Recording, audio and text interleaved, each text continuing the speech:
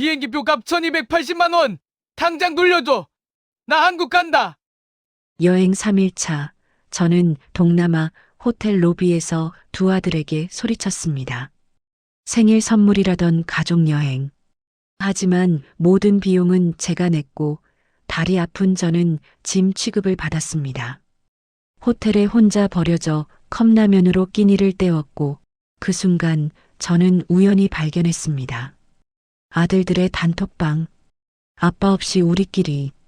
상속 얘기 꺼내봐. 68세, 대기업 퇴직 후 26억 재산을 모은 아버지. 그가 자식들에게 내린 선택은 지금부터 그 7일간의 기록을 말씀드리겠습니다. 큰아들 민준이가 편의점으로 찾아온 건 제 생일 한 달 전이었습니다. 둘째 민석이까지 함께 온 걸 보니 뭔가 중요한 이야기가 있나 싶었습니다.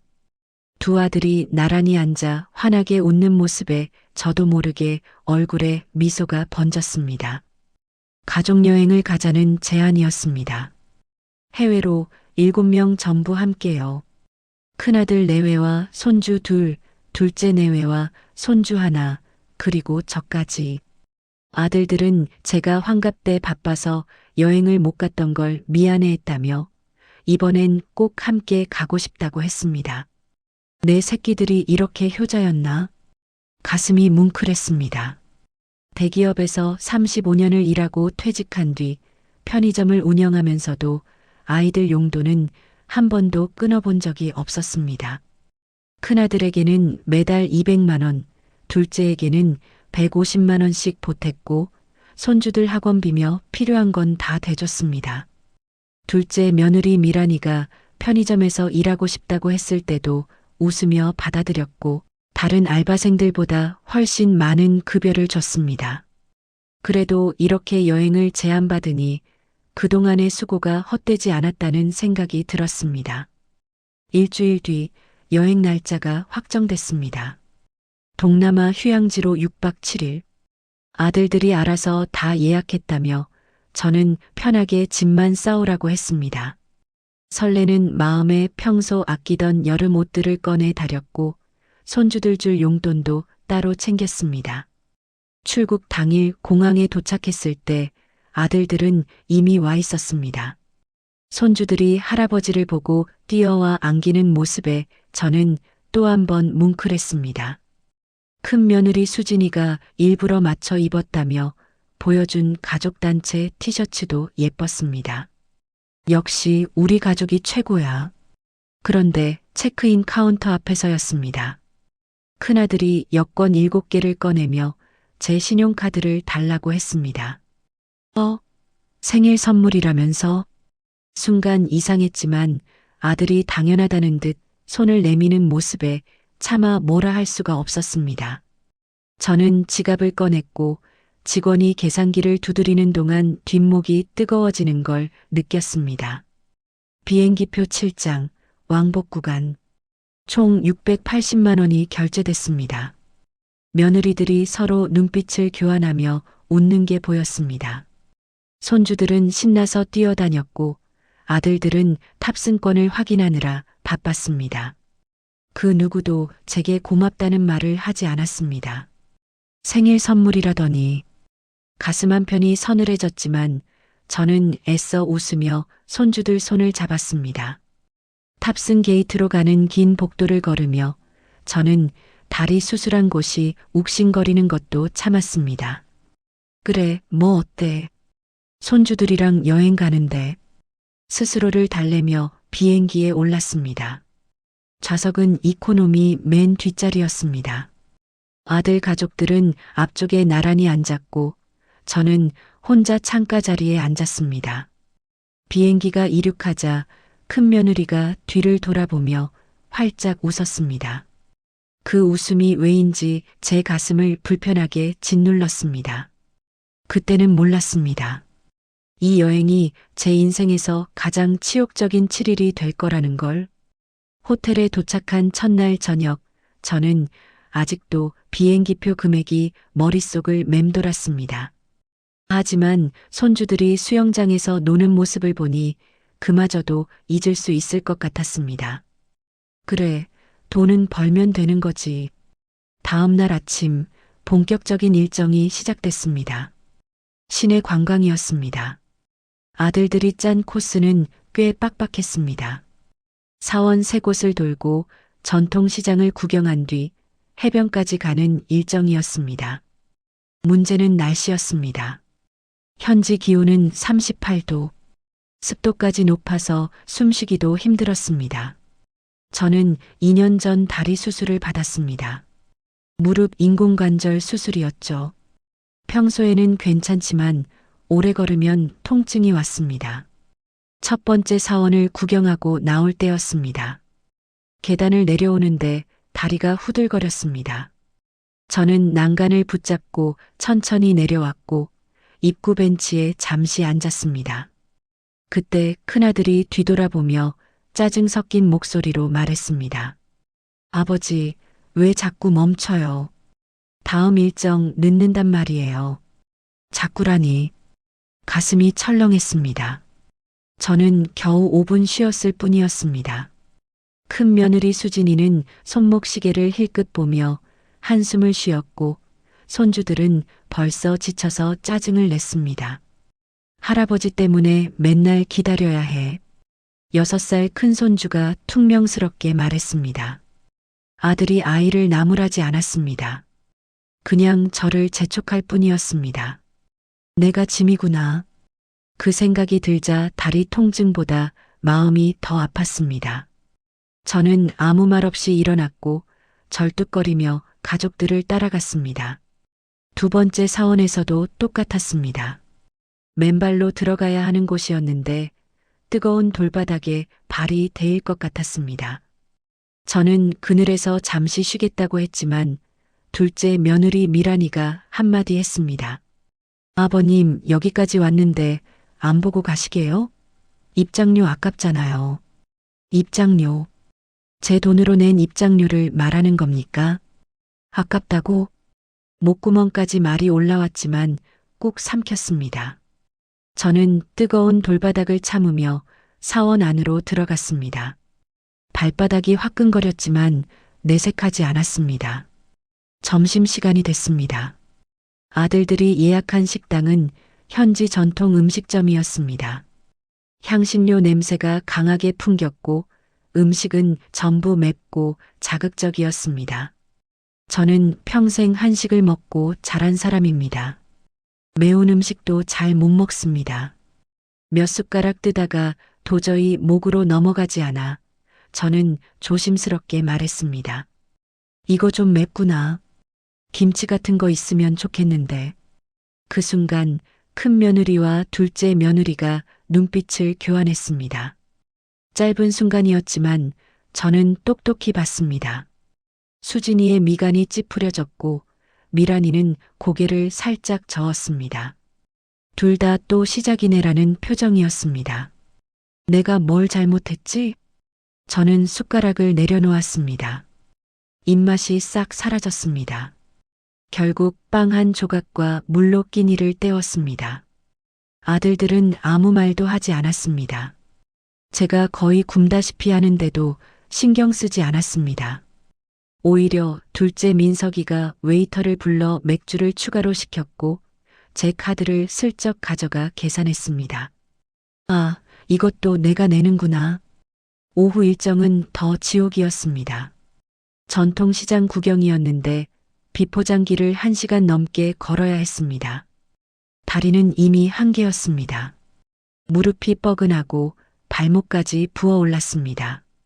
저는 시장 입구 의자에 주저앉았습니다. 먼저 둘러보고 와. 나는 여기서 쉴게. 큰아들이 헛웃음을 쳤습니다. 아버지, 그럼 뭐하러 온 거예요? 호텔에서 쉬시지. 뭐하러 왔냐고? 너희가 가자고 해서 왔습니다. 680만 원 내고 왔습니다. 하지만 그 말은 끝내 입 밖으로 나오지 않았습니다. 저는 그저 고개를 끄덕이며 의자에 앉아 있었습니다. 가족들이 시장 안으로 사라졌습니다. 손주들의 웃음소리가 점점 멀어졌고 저는 혼자 남았습니다. 뜨거운 햇볕 아래 낯선 나라의 시장 입구에서 저는 깨달았습니다. 이건 가족여행이 아니었습니다. 저는 그저 지갑이었습니다. 그날 밤 저는 호텔 침대에 누워 천장만 바라봤습니다. 다리는 퉁퉁 부어 있었고 진통제를 먹어도 통증이 가시지 않았습니다. 욕조에 뜨거운 물을 받아 한참을 담그고 있었지만 몸보다 마음이 더 아팠습니다. 내일은 좀 나아지겠지. 스스로를 달래며 잠들었습니다. 다음 날 아침 아들들이 제 방으로 왔습니다. 오늘 일정은 섬 투어였습니다. 배를 타고 세계 섬을 돌며 스노클링도 하고 해산물 바비큐도 먹는 코스였습니다. 아버지, 준비 다 하셨어요? 큰아들이 물었습니다. 저는 침대에서 일어나려다 다리에 힘이 풀려 주저앉았습니다. 어젯밤 무리한 게 화근이었습니다. 민준아, 미안한데 아빠는 오늘 좀 쉬어야 할 것 같다. 다리가 너무 아파서. 순간 방 안의 공기가 싸늘해졌습니다. 큰 며느리 수진이가 문 밖에서 한숨을 쉬는 소리가 들렸습니다.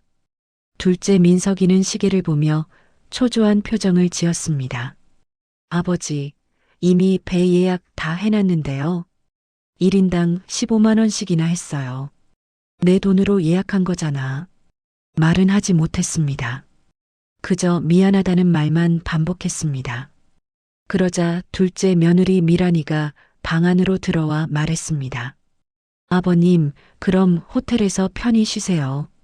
저희는 애들이랑 다녀올게요. 아버님까지 챙기기는 저희도 너무 힘들어요. 챙기기 힘들다고?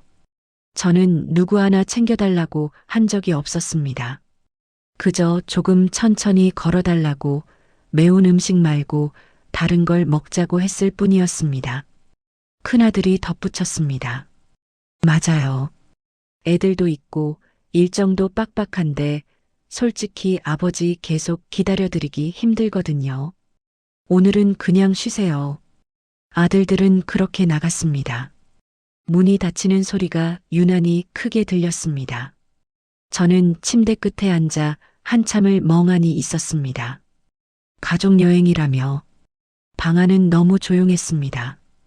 복도에서 손주들이 웃으며 뛰어가는 소리가 들렸고 며느리들이 수영복 이야기를 하는 목소리가 희미하게 들렸습니다. 그리고 그들은 떠났습니다. 아침 9시였습니다. 저는 혼자 남았습니다. 처음 몇 시간은 그냥 누워 있었습니다. 다리를 쉬게 하려고 베개를 받쳐 올렸고 TV를 틀었지만 외국 채널이라 무슨 말인지 하나도 알아듣지 못했습니다. 시계를 보니 정오가 넘었습니다. 배가 고팠습니다. 아침도 못 먹었습니다. 룸서비스를 시켜볼까 했지만 메뉴판을 봐도 영어라 뭐가 뭔지 몰랐습니다. 저는 가방을 뒤졌습니다. 한국에서 챙겨온 컵라면 하나가 있었습니다. 손주 주려고 가져온 건데 지금은 이게 제 끼니였습니다. 욕실 세면대에 물을 받아 전기포트로 끓였습니다.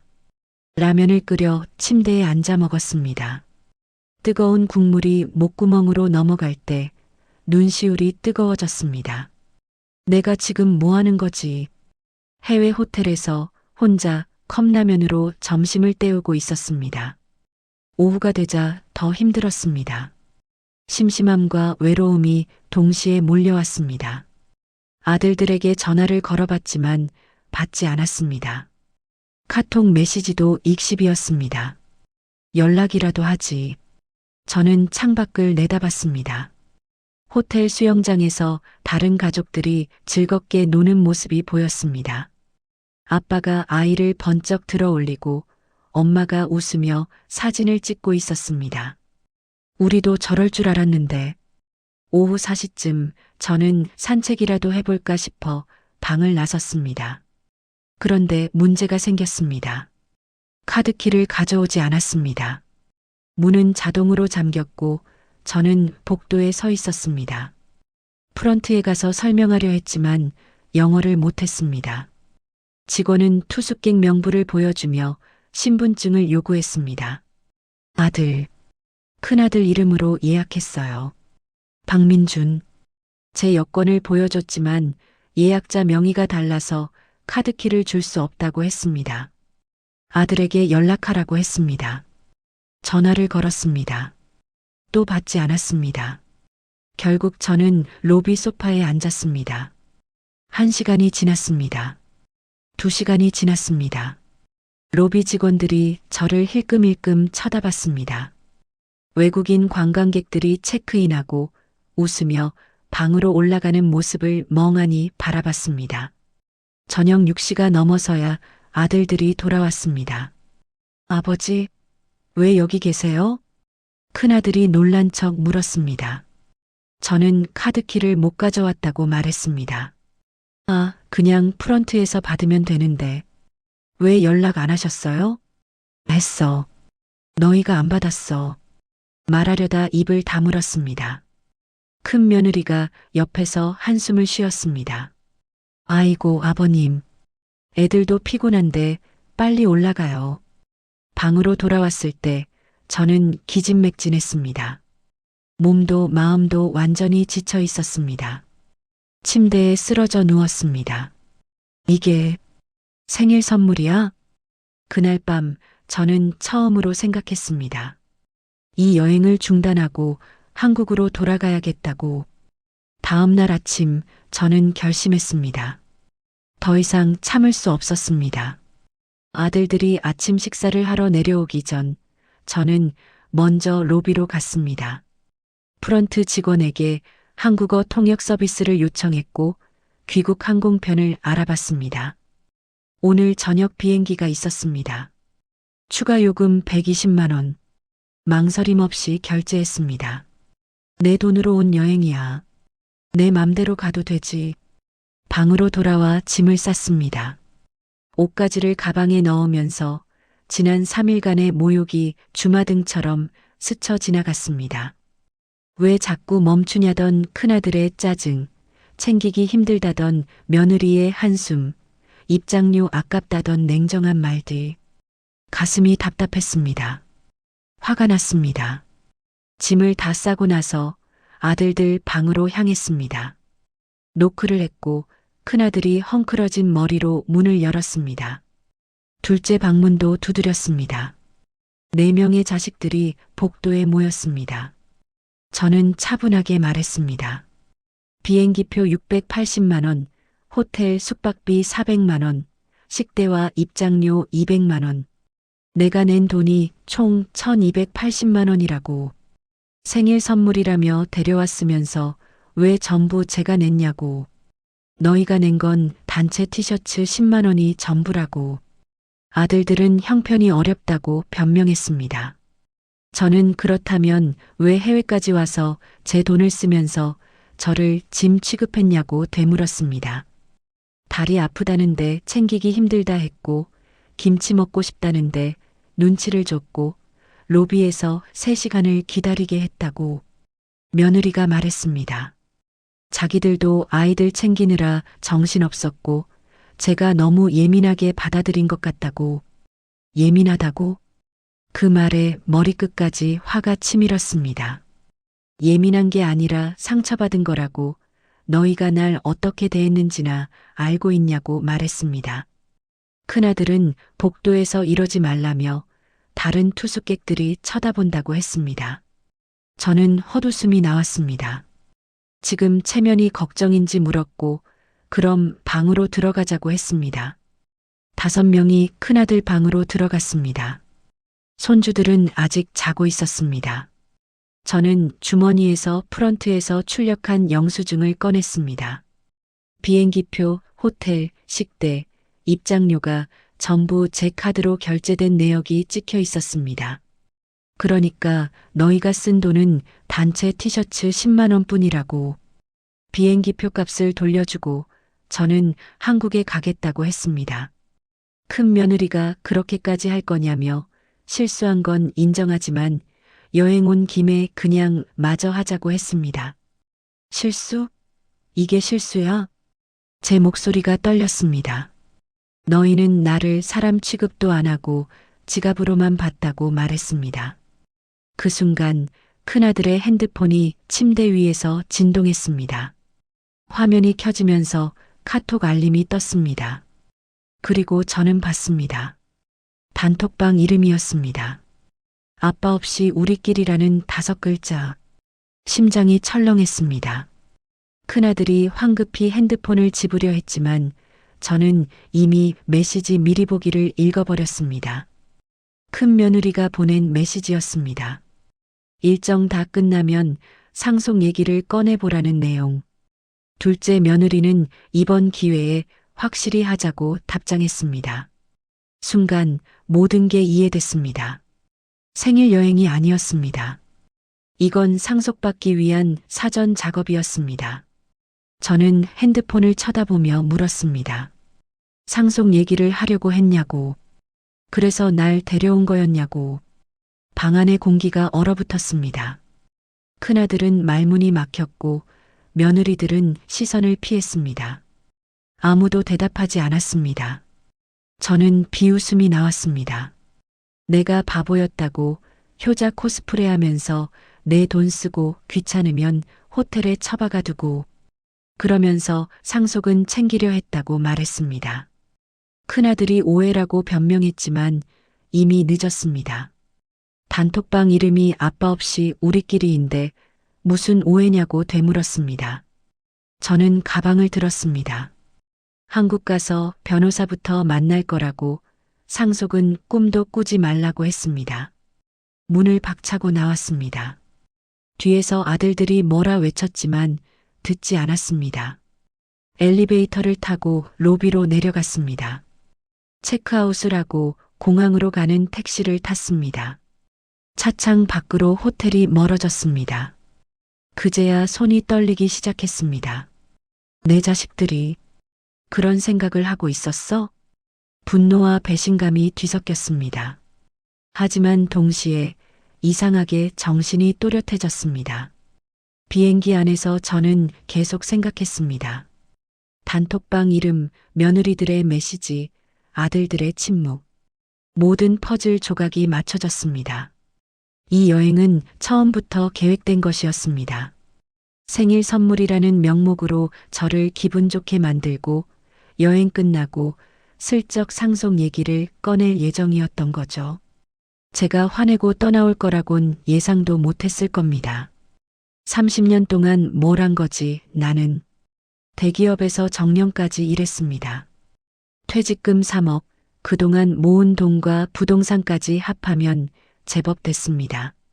그 돈으로 아이들 대학 보내고 결혼 자금 대주고 손주들 학원비까지 댔습니다. 매달 용돈까지 줬습니다. 그런데 그들이 본 건 아버지가 아니라 통장 잔고였습니다. 비행기가 인천공항에 착륙했을 때 저는 이미 결심하고 있었습니다. 절대로 이대로는 안 넘어간다고. 공항을 나와 첫 번째로 전화를 건 사람은 변호사 친구 김태수였습니다. 40년 지기 친구이자 제 모든 사정을 아는 유일한 사람이었습니다. 전화벨이 울리고 친구가 받았습니다. 저는 간단히 상황을 설명했습니다. 친구는 한숨을 쉬며 말했습니다. 내일 당장 사무실로 오라고. 할 얘기가 많다고. 택시를 타고 집으로 향하는 길, 저는 창밖을 바라봤습니다. 서울의 야경이 낯설게 느껴졌습니다. 3일 만에 돌아온 고향이 마치 다른 세상 같았습니다. 아니, 달라진 건 세상이 아니라 저였습니다. 이제 저는 알았습니다. 자식들이 진짜 원하는 게 무엇인지, 그리고 제가 무엇을 해야 하는지. 집에 도착해 현관문을 열었을 때 텅 빈 거실이 쓸쓸하게 느껴졌습니다. 하지만 이상하게도 가슴 한편이 후련했습니다. 이제 시작이야. 다음 날 아침 저는 강남에 있는 친구 김태수의 법률사무소를 찾아갔습니다. 40년 지기 친구이자 가족법 전문 변호사인 태수는 제 전화를 받고 모든 일정을 취소하고 기다리고 있었습니다. 사무실 문을 열고 들어서자 태수가 심각한 표정으로 저를 맞았습니다. 커피를 건네며 천천히 앉으라고 했습니다. 저는 어제 일을 차근차근 설명했습니다. 생일 여행이라던 제안, 모든 비용을 제가 부담한 것, 짐 취급받은 3일, 그리고 결정타였던 단톡방. 아빠 없이 우리끼리 상속 얘기 꺼내보자. 그 문장을 말할 때 제 목소리가 떨렸습니다. 태수는 한참 동안 말없이 고개를 끄덕이며 듣고 있었습니다. 이야기를 다 끝내자 태수가 무거운 한숨을 쉬었습니다. 그리고 물었습니다. 지금 자네 재산이 정확히 얼마인지 자식들이 아느냐고. 저는 고개를 저었습니다. 대충은 알겠지만 정확히는 모를 거라고 대답했습니다. 태수는 노트북을 열었습니다. 제가 예전에 맡긴 재산관리 서류를 꺼냈습니다. 화면에 숫자들이 나열됐습니다. 퇴직금 3억, 평생 모은 예금 2억 5천, 강남에 있는 소형 상가 건물 시세 12억, 거주 중인 아파트 8억, 편의점 권리금과 매출까지 합하면 대략 1억, 총 26억 5천만 원. 이렇게나 됐나? 저도 정확히 몰랐습니다. 부동산 가격이 오른 것도 있고 매달 편의점 수익을 차곡차곡 모은 것도 있었습니다. 대기업 임원 출신이라 퇴직금이 많았고 평생을 알뜰하게 살았기에 저축도 제법 됐습니다. 태수가 말했습니다. 자네 자식들은 아마 5억 정도로 생각하고 있을 거라고. 아파트 하나, 예금 좀, 편의점 권리금 정도. 그래서 저렇게 대충 대하면서도 상속은 받으려고 하는 거라고. 만약 26억이라는 걸 알았다면 저렇게 함부로 못했겠지. 태수의 말에 저는 쓴웃음을 지었습니다. 그러니까 제가 돈이 더 많았으면 더 잘해줬을 거란 얘기잖습니까? 태수는 서류 한 장을 꺼냈습니다. 상속 시뮬레이션이라고 적혀 있었습니다. 만약 제가 지금 사망하면 법정 상속으로 큰아들과 둘째 아들이 각각 13억씩 받게 된다고 했습니다. 13억. 그것들이 노린 게 이거구나. 숫자로 보니 더 기가 막혔습니다. 3일간 저를 짐 취급하면서도 머릿속으로는 13억을 계산하고 있었던 겁니다. 태수가 물었습니다. 어떻게 할 생각이냐고. 저는 잠시 망설였습니다. 사실 비행기 안에서 수없이 생각했습니다. 기부를 할까, 아예 연을 끊을까, 아니면 그냥 참고 살까? 정수야, 내 솔직한 조언 하나 해도 되겠나? 태수가 진지한 표정으로 앞으로 몸을 기울였습니다. 자네 재산, 자네가 쓰게. 죽어서 주는 유산은 의미 없어. 효도는 살아있을 때 받는 거야. 그 말이 가슴에 꽂혔습니다. 지금 자네 나이 68세. 요즘 사람들 90까지도 살아. 앞으로 20년도 넘게 남았어. 그 시간을 왜 눈치 보며 살아? 돈은 자네 거야. 맘껏 써. 태수는 계속 말했습니다. 자식들이 상속을 기대한다면 그걸 무기로 삼으라고. 효도를 조건으로 내걸고 그 조건을 지키지 않으면 재산을 자유롭게 쓸 거라고 선언하라고. 부양계약서라는 게 있어.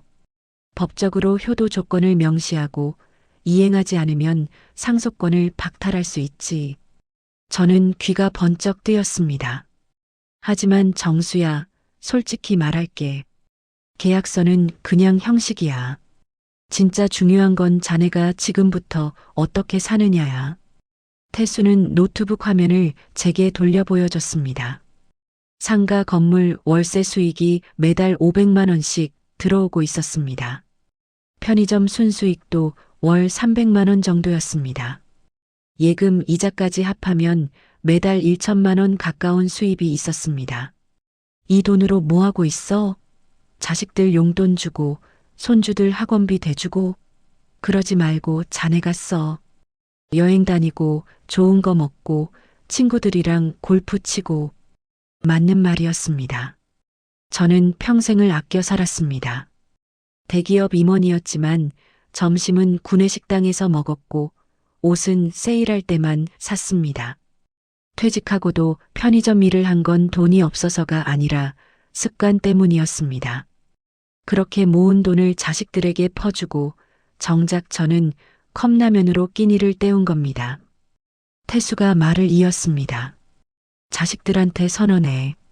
지금부터 자네는 자네 인생을 살 거라고. 효도를 제대로 하면 남는 재산을 줄 수도 있지만 안 하면 다 쓸 거라고. 저는 고개를 끄덕였습니다. 마음속에서 뭔가가 단단해지는 느낌이었습니다. 그리고 당장 실행에 옮겨. 편의점 며느리 해고해. 매달 주던 용돈 끊어. 상가 건물 월세로 호화 여행 다녀. 자식들이 패닉에 빠지게 만들어. 태수는 웃으며 덧붙였습니다. 그때 자식들이 달려올 거야. 아버지 재산이 줄어들고 있어요라고. 그럼 이렇게 말해. 그래서 내 돈인데 내가 못 쓸 이유 있어? 저는 처음으로 통쾌하게 웃었습니다. 사무실을 나오면서 저는 결심했습니다. 태수의 말이 맞았습니다. 죽어서 주는 유산은 의미가 없습니다. 살아있을 때 대접받는 게 진짜 효도입니다. 집으로 돌아오는 길, 저는 핸드폰을 꺼냈습니다. 아들들에게서 부재중 전화가 50통 넘게 와 있었습니다. 카톡 메시지도 수십 개였습니다. 아버지 어디세요? 전화 좀 받으세요.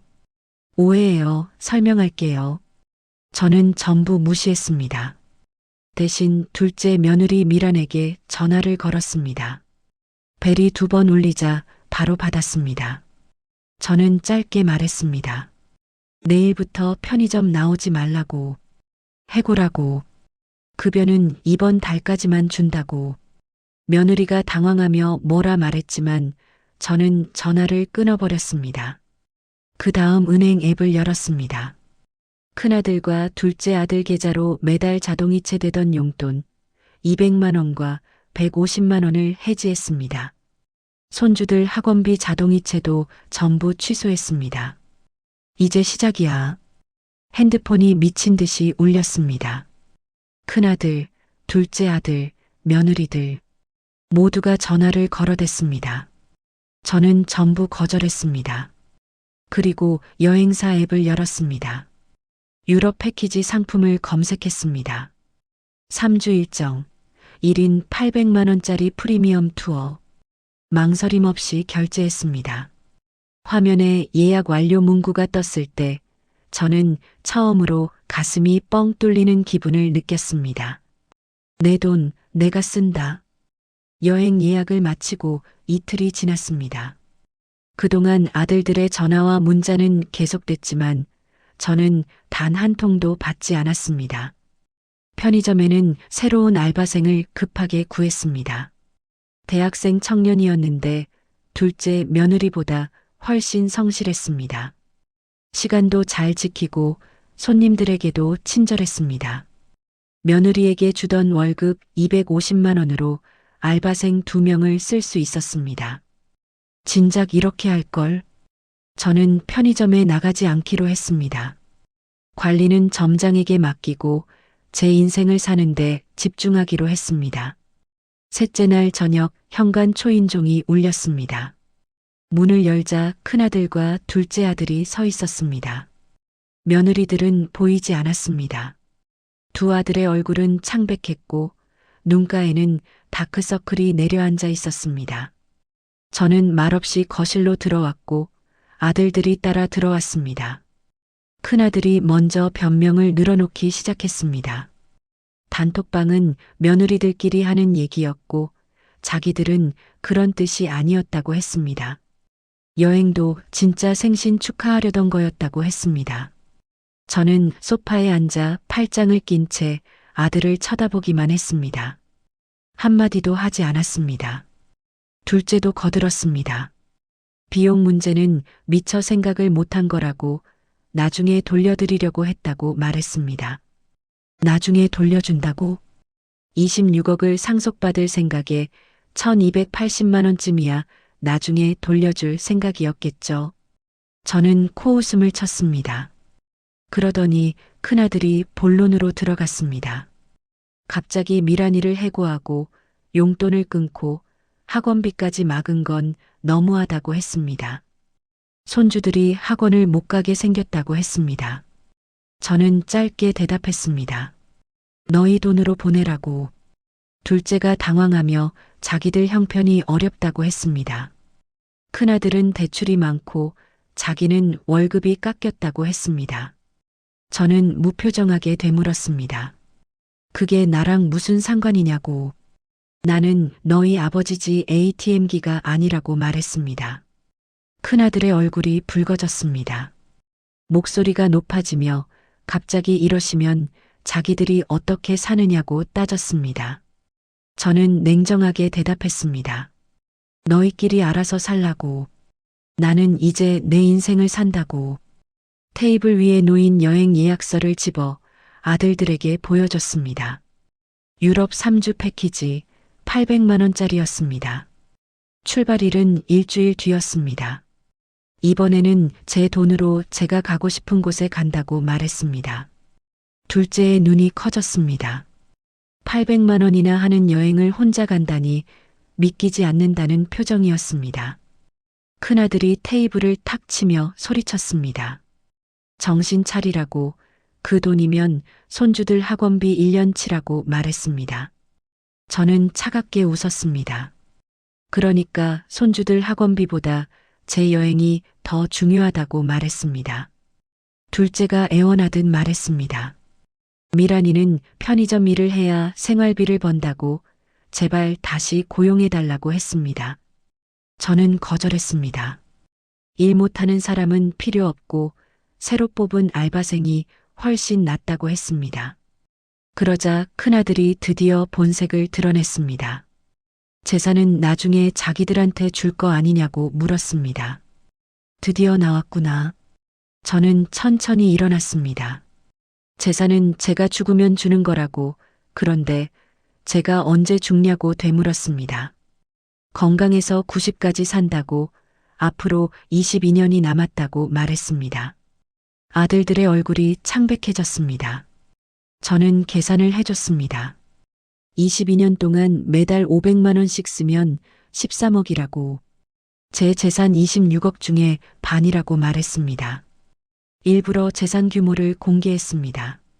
아들들이 충격받는 표정을 보고 싶었습니다. 큰아들이 더듬거리며 26억이냐고 되물었습니다. 5억 정도인 줄만 알았던 모양입니다. 저는 그렇다고 대답했습니다. 상가 건물 시세가 12억이라고 알려줬습니다. 그리고 이제 그 돈을 다 쓸 거라고. 여행 다니고 골프 치고 친구들이랑 좋은 거 먹을 거라고 선언했습니다. 큰아들이 앞으로 다가오며 물었습니다. 그러면 자기들은 어떡하냐고. 자기들도 아버지 자식이라고 말했습니다. 저는 아들의 눈을 똑바로 쳐다봤습니다. 자식이면 효도를 해야 한다고. 근데 너희는 뭘 했냐고 물었습니다. 침묵이 흘렀습니다. 저는 차근차근 말해줬습니다. 생일 여행이라며 돈 다 뜯어내고 다리 아픈 아버지를 짐 취급하고 호텔에 혼자 버려두고 그러면서 단톡방에서 상속 타령이나 했다고. 효도하면 줄 수도 있지만 안 하면 다 쓸 거라고 말했습니다. 큰아들이 떨리는 목소리로 물었습니다. 그럼 자기들한테 기회를 주는 거냐고. 저는 고개를 끄덕였습니다. 기회는 주겠지만 조건이 있다고 했습니다. 내일 다시 오라고. 변호사랑 같이 올 거니까 그때 자세히 얘기하겠다고 말했습니다. 아들들은 더 물어보려 했지만 저는 현관문을 열었습니다. 내일 오전 10시에 오라고. 늦으면 기회가 없다고 통보했습니다. 아들들이 나갔습니다. 문을 닫는 순간 복도에서 큰아들이 둘째에게 하는 말이 들렸습니다. 26억이래. 우리가 몰랐던 거야. 역시나. 저는 쓴웃음을 지었습니다. 걔들이 궁금한 건 아버지의 마음이 아니라 재산 규모였습니다. 그날 밤 저는 친구 태수에게 전화를 걸었습니다. 내일 아침 10시에 우리 집으로 와달라고 부양 계약서를 작성할 거라고 말했습니다. 태수가 웃으며 대답했습니다. 드디어 시작하는구나. 단단히 준비해 가겠다고 했습니다. 전화를 끊고 침대에 누웠습니다. 내일이면 모든 게 달라질 겁니다. 자식들이 저를 어떻게 대하는지 제대로 보여줄 겁니다.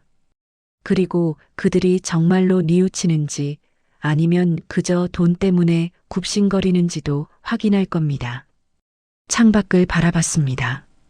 밤하늘에 별이 몇 개 보였습니다. 내 인생은 이제부터야. 가슴 한편이 두근거렸습니다. 두려움이 아니었습니다. 설렘이었습니다. 68년을 살면서 처음으로 제 인생의 주인공이 되는 기분이었습니다. 다음 날 아침 9시 50분, 친구 태수가 먼저 도착했습니다. 정장 차림에 서류 가방을 든 모습이 여느 때보다 더 전문가답게 보였습니다. 저는 커피를 내왔고 태수는 거실 테이블 위에 서류들을 펼쳐놓기 시작했습니다. 부양 계약서였습니다. 법률 용어들이 빼곡하게 적혀 있었지만 핵심은 간단했습니다. 자식들이 부양 의무를 이행하면 상속권을 인정하고 이행하지 않으면 재산 처분권은 전적으로 제게 있다는 내용이었습니다. 조건은 3가지야. 태수가 설명했습니다. 첫째, 매주 1회 이상 방문하여 최소 2시간 함께 시간을 보낼 것. 둘째, 명절과 생신에는 반드시 함께 시간을 보낼 것. 셋째, 건강상 문제가 생기면 병원 동행 및 간병에 협조할 것. 이 3가지를 6개월간 성실히 이행하면 그때 다시 상속 문제를 논의하는 거야. 저는 고개를 끄덕였습니다. 합리적인 조건이었습니다. 일주일에 한 번, 2시간. 사실 돈을 떠나서 자식이라면 당연히 해야 할 일들이었습니다. 정확히 10시 초인종이 울렸습니다. 문을 열자 큰아들과 둘째 아들이 와 있었습니다. 어제보다 더 초췌해 보였습니다. 잠을 못 잔 게 분명했습니다. 2사람 뒤로 큰 며느리 수진이와 둘째 며느리 미란이도 함께 왔습니다. 며느리들까지 온 걸 보니 아들들이 밤새 회의를 한 모양이었습니다. 4사람이 거실로 들어왔고 태수를 보자 긴장한 표정이 역력했습니다. 태수는 명함을 건네며 자신을 소개했습니다. 김태수 변호사, 가족법 전문이라고. 저는 소파에 앉았고 아들들과 며느리들은 맞은편에 앉았습니다. 마치 협상 테이블 같은 분위기였습니다. 태수가 먼저 입을 열었습니다. 오늘 이 자리는 박정수 씨의 재산 상속과 관련하여 부양 계약을 체결하기 위한 자리라고 설명했습니다. 법적 구속력이 있는 계약이며 위반 시 상속권 박탈도 가능하다고 덧붙였습니다. 큰아들의 얼굴이 굳었습니다. 둘째는 침을 꿀꺽 삼켰습니다. 태수가 계약서를 테이블 위에 놓았습니다. 그리고 조건들을 하나씩 읽어 내려갔습니다. 매주 1회 방문하여 최소 2시간 함께 보낼 것, 명절과 생신 필참, 병원 동행 및 간병 협조. 아들들은 서류를 들여다봤습니다. 며느리들도 고개를 빼꼼히 내밀어 내용을 확인했습니다. 한참 동안 침묵이 흘렀습니다. 큰 며느리 수진이가 먼저 반응했습니다. 매주 한 번이 너무 자주 아니냐고 자기들도 바쁘다고 말했습니다. 게다가 2시간씩이나 있어야 한다고 덧붙였습니다. 저는 차갑게 대꾸했습니다. 그럼 상속 포기하라고. 선택은 자유라고. 수진이가 입을 다물었습니다. 둘째 며느리 미란이는 다른 걸 물었습니다. 만약 이 조건을 6개월 동안 지키면 상속이 확정되는 거냐고. 재산이 정확히 얼마나 남을 거냐고. 태수가 대답했습니다. 6개월은 시험 기간이고 그 이후에도 계속 이행해야 한다고. 그리고 박정수 씨가 생존해 계신 동안에는 언제든 재산을 자유롭게 사용하실 수 있다고 설명했습니다. 쉽게 말하면 아버님이 만족하셔야 상속이 된다는 겁니다. 태수의 말에 며느리들의 표정이 일그러졌습니다. 큰아들이 조심스럽게 물었습니다. 그럼 아버지가 지금부터 쓰실 금액은 얼마나 되냐고. 여행 말고 다른 큰 지출 계획이 있냐고. 저는 잠시 뜸을 들이다 대답했습니다. 상가 건물 월세가 매달 500만 원, 편의점 수익이 300만 원, 예금, 이자가 200만 원 정도 가고, 그러니까 매달 1000만 원 가까운 수입이 있다고 말했습니다. 이 돈으로 여행도 다니고 취미 생활도 하고 친구들이랑 골프도 칠 거야. 그리고 혹시 몸이 안 좋아지면 고급 요양병원에 갈 거고. 둘째가 급하게 물었습니다. 그럼 남는 재산은 얼마나 되냐고. 태수가 냉정하게 답했습니다. 그건 아무도 몰라요. 박정수 씨가 100세까지 사시면서 매달 1000만 원씩 쓰신다고 계산해 보세요. 32년이면 약 38억인데 지금 재산이 26억이니까. 말을 끝까지 하지 않았지만 의미는 분명했습니다. 남는 게 없을 수도 있다는 뜻이었습니다. 며느리들의 얼굴이 새하얗게 질렸습니다. 큰 며느리가 다급하게 말했습니다. 그럼 너무 많이 쓰시는 거 아니냐고, 자식들 생각도 좀 해달라고. 저는 그 말을 기다렸습니다. 자식 생각? 목소리에 힘을 줬습니다. 너희가 나를 생각한 적이라도 있었어? 거실이 조용해졌습니다. 저는 지난 일들을 하나씩 짚어갔습니다. 생일 여행이라며 1280만 원을 쓰게 하고, 다리 아픈 아버지를 짐 취급하고, 호텔에 혼자 버려두고 컵라면으로 끼니를 때우게 만들었다고. 그러면서 단톡방에서 상속 타령이나 했다고. 30년 동안 매달 용돈 줬어. 손주들 학원비, 결혼 자금, 집 보증금까지 다 대줬어. 근데 너희는 날 어떻게 대했어? 아무도 대답하지 못했습니다. 편의점에서 일하는 며느리한테 다른 알바생보다 2배 급여 줬어. 그게 고마운 줄 알았더니 돈이 적다고 불평했더라고. 둘째 며느리 미란이가 고개를 숙였습니다. 이제 알았어. 너희가 원한 건 아버지가 아니라 돈이었다는 걸. 큰아들이 변명하려 했습니다. 그게 아니라고, 오해라고 말하려 했습니다. 저는 손을 들어 막았습니다. 오해 아니야. 나는 똑똑히 봤어. 단톡방 이름 메시지, 너희 표정까지 다. 침묵이 길게 이어졌습니다. 태수가 분위기를 정리했습니다. 어쨌든 오늘은 계약서에 서명할지 말지 결정하는 자리라고. 서명하면 조건을 이행해야 하고 안 하면 상속 포기로 간주한다고 설명했습니다. 큰 며느리가 또 불만을 제기했습니다. 매주 한 번씩 방문하는 게 현실적으로 어렵다고. 주말에는 아이들 학원도 있고 집안일도 있다고 말했습니다. 저는 단호하게 말했습니다. 그럼 포기해. 나는 일주일에 2시간도 안 되는 시간을 자식들이 내주길 바라는 게 과한 요구라고 생각 안 해. 태수가 덧붙였습니다.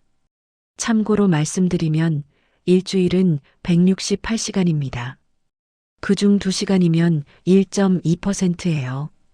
26억의 1.2%가 얼마인지 계산해 보세요. 며느리들이 입을 다물었습니다. 큰아들과 둘째 아들이 서로 눈빛을 교환했습니다. 며느리들도 속닥속닥 뭔가 이야기를 나눴습니다. 그리고 결국 큰아들이 입을 열었습니다. 조건을 받아들이겠다고. 매주 한 번 방문하고 명절과 생신에 참석하고 아플 때 병원 동행하겠다고 말했습니다. 둘째도 고개를 끄덕였습니다. 자기들이 잘못했다고 앞으로 제대로 하겠다고 했습니다. 저는 그들의 눈을 바라봤습니다. 진심일까 아니면 그저 돈 때문일까? 아직은 알 수 없었습니다. 하지만 앞으로 6개월이면 분명히 드러날 겁니다. 매주 한 번씩 총 24번의 방문.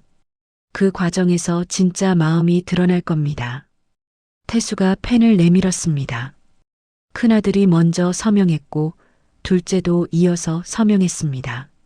며느리들도 연대 보증인 자격으로 사인을 했습니다. 마지막으로 제가 서명했습니다. 계약서가 완성되는 순간 묘한 기분이 들었습니다. 이게 맞는 걸까 하는 의구심과 동시에 이제야 제대로 시작하는 거라는 확신이 공존했습니다. 아들들과 며느리들이 돌아갔습니다. 현관문이 닫히고 거실에는 저와 태수만 남았습니다. 태수가 물었습니다. 기분이 어떠냐고. 저는 잠시 생각했습니다. 모르겠어. 후련하기도 하고 씁쓸하기도 하고. 태수가 제 어깨를 두드렸습니다. 이제 6개월을 지켜봐. 매주 한 번씩 24번의 기회를 주는 거야. 진짜 뉘우치고 변하는지 아니면 또 배신하는지. 창밖을 바라봤습니다. 햇살이 따뜻하게 비쳐 들어왔습니다. 이제부터가 진짜야. 과연 자식들은 변할까? 매주 한 번씩 24번을 채울 수 있을까? 아니면 중간에 포기하거나 또다시 저를 실망시킬까? 시간이 알려줄 겁니다. 6개월이 흘렀습니다. 계약서에 서명한 그날부터 저는 제 인생의 주인공이 되기로 결심했습니다. 일주일 뒤 예정된 유럽 여행을 떠났고 3주 동안 파리, 로마, 바르셀로나를 돌며 평생 보고 싶었던 것들을 실컷 봤습니다. 에펠탑 아래에서 와인을 마셨고 바티칸 박물관에서 미켈란젤로의 천장화에 감탄했습니다. 800만 원짜리 여행이었지만 단 한순간도 아깝지 않았습니다. 귀국하고 나서는 편의점을 완전히 점장에게 맡겼습니다. 상가 건물 월세와 예금 이자만으로도 충분히 여유로운 생활이 가능했습니다. 매주 화요일에는 친구들과 골프를 쳤고 목요일에는 문화센터에서 서예를 배우기 시작했습니다. 그리고 아들들의 방문은 첫 주 큰아들이 토요일 오후에 찾아왔습니다. 손주 둘을 데리고 왔지만 1시간 만에 돌아갔습니다. 아이들 학원 시간이 있다는 이유였습니다. 계약서에는 2시간이라고 했는데 저는 그 사실을 수첩에 기록했습니다. 둘째 주 둘째 아들이 일요일 저녁에 왔습니다. 과일 한 박스를 들고 왔지만 앉자마자 핸드폰만 들여다봤습니다. 회사 일이 바쁘다며 1시간 반 만에 일어났습니다. 역시나 세 번째 주 큰아들이 전화를 걸어왔습니다. 아이가 감기에 걸려서 이번 주는 못 간다고 했습니다. 다음 주에 2번 가겠다고 약속했지만 결국 한 번만 왔습니다. 넷째 주부터는 아예 패턴이 보였습니다. 한 주는 형이, 다음 주는 동생이 번갈아 가며 최소한의 의무만 이행했습니다. 오면 밥 먹고 TV 보다가 2시간 채우면 바로 일어났습니다. 제 이야기를 듣거나 안부를 묻거나 함께 산책을 하자는 제안은 전부 바쁘다는 핑계로 거절당했습니다. 며느리들은 단 한 번도 함께 오지 않았습니다. 2달째 저는 친구 태수에게 전화를 걸었습니다. 애들이 형식적으로만 하고 있어. 태수가 물었습니다. 그럼 어떻게 할 거냐고. 조금 더 지켜볼게. 변할 수도 있잖아. 하지만 변하지 않았습니다. 3달째 큰아들은 방문 횟수를 줄이기 시작했습니다. 2주에 한 번으로 전화를 걸어 따졌더니 회사 일이 너무 바빠서 어쩔 수 없다고 했습니다. 그럼 계약 위반이야. 제 말에 큰아들이 짜증 섞인 목소리로 대답했습니다. 아버지, 그렇게까지 하실 거예요? 저도 사람인데 매주 시간 내는 게 얼마나 힘든지 아세요? 힘들다고? 26억을 받으려면 일주일에 2시간 투자하는 게 힘들다고 했습니다. 넷째 달 둘째 아들도 비슷한 핑계를 대기 시작했습니다. 아내가 아프다, 아이가 시험 기간이다, 친구 결혼식이 있다. 이유는 매번 달랐지만 결론은 같았습니다. 못 가겠다. 5달째 저는 결심했습니다. 더 이상 기다리지 않기로. 친구 태수를 불렀고 그동안 기록해둔 수첩을 보여줬습니다. 24주 동안 큰아들은 총 14번, 둘째는 15번 방문했습니다. 계약서에 명시된 24번에 한참 못 미쳤습니다. 게다가 2시간을 채운 적은 거의 없었습니다. 계약 위반이네. 태수가 수첩을 덮으며 말했습니다. 그래. 이제 끝내려고. 저는 새로운 서류를 준비했습니다. 유언장이었습니다. 6달째 마지막 달이었습니다. 저는 아들들을 다시 집으로 불렀습니다. 이번에는 며느리들도 반드시 오라고 했습니다. 중요한 얘기가 있다고. 토요일 오후 2시 네 사람이 모두 왔습니다. 표정들이 밝았습니다. 6개월이 거의 끝나가니까 이제 상속 얘기를 본격적으로 할 거라고 생각한 모양이었습니다. 거실 테이블에는 태수가 준비한 서류들이 놓여 있었습니다. 저는 소파에 앉았고 아들들과 며느리들이 맞은편에 앉았습니다. 6개월 전과 똑같은 구도였습니다. 6개월 지켰어? 제 물음에 큰아들이 자신있게 대답했습니다. 네, 아버지. 저희 매주 찾아뵀잖아요.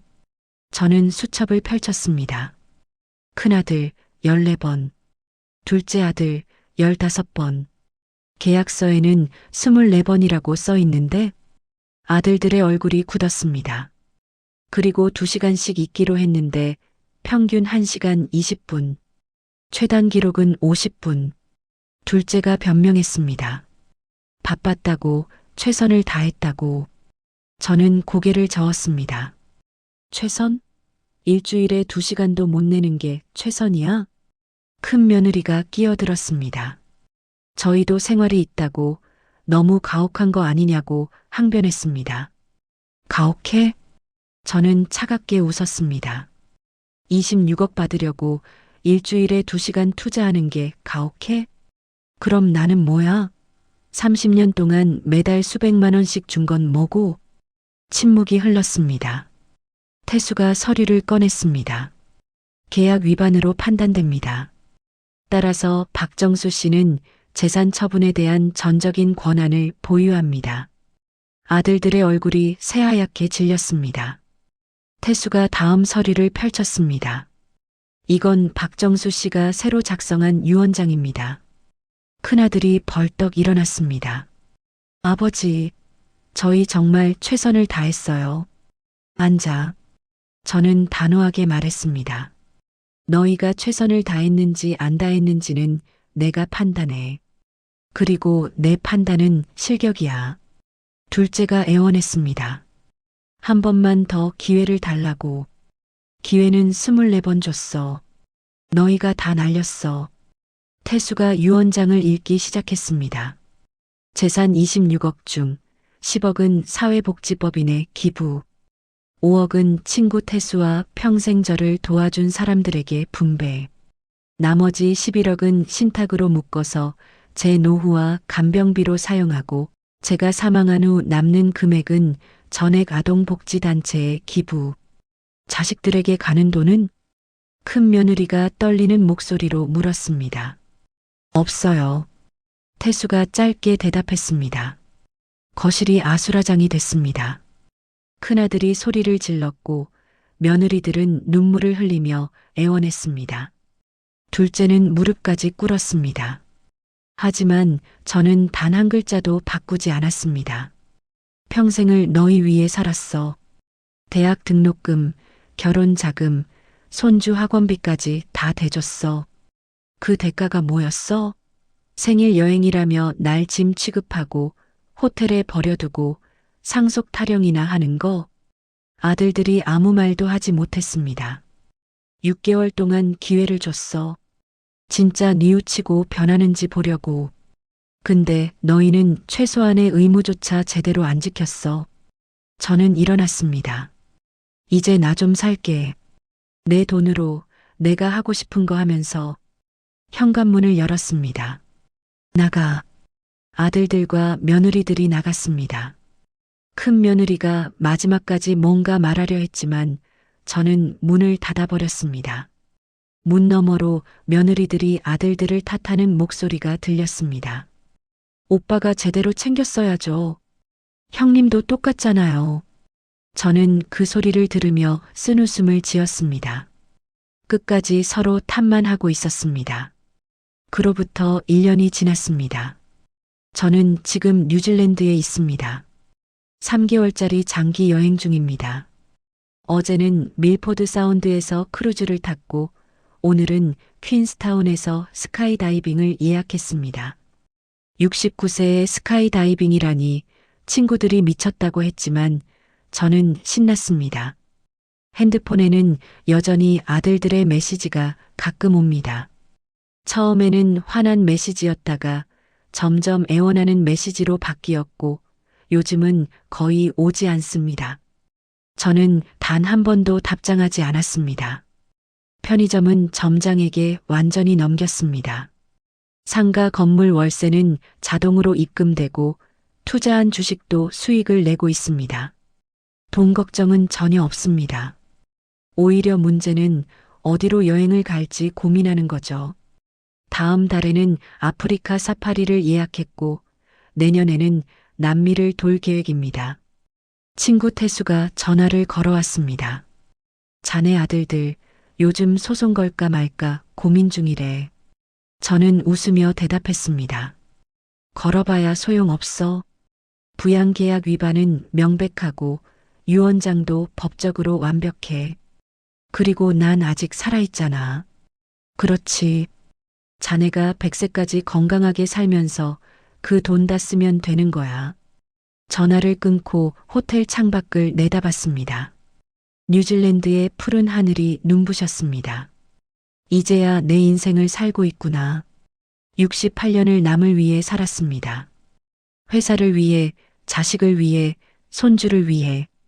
이제 남은 시간은 온전히 저를 위해 쓸 겁니다. 죽어서 주는 유산은 의미가 없습니다. 효도는 살아있을 때 받는 겁니다. 그리고 받지 못했다면 그 돈은 제가 쓸 권리가 있습니다. 스마트폰을 열어 다음 여행지를 검색했습니다. 아이슬란드? 노르웨이? 아니면 몰디브? 다 가자. 시간 많아. 가슴이 두근거렸습니다. 70대에도 80대에도 90대에도 저는 계속 여행할 겁니다. 제 돈으로, 제 의지로 제가 원하는 삶을 살 겁니다. 그것이 제가 찾은 진짜 존엄이었습니다. 긴 이야기 들어주셔서 감사합니다.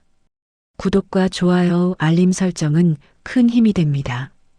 다음에 더 좋은 이야기로 찾아뵙겠습니다. 항상 건강하세요.